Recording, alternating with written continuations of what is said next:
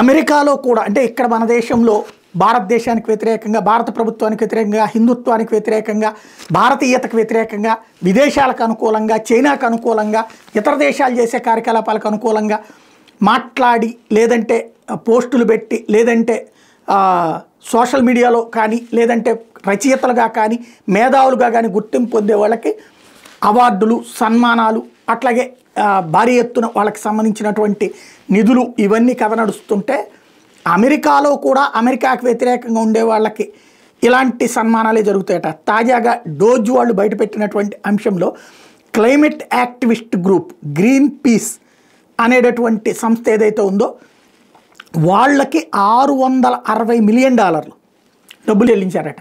$660 million. ఎవరు చెల్లించారు ఇది అంటే సోరోస్ గ్రూప్. దీన్ని బట్టి అర్థం చేసుకోవచ్చు, ఇది అంతర్జాతీయంగా వీళ్ళని డీప్ స్టేట్ మాఫియా అనేది చాలా పెద్ద ఎత్తున స్వచ్ఛంద సంస్థలు అడ్డం పెట్టుకుని నడుస్తోంది అన్నది.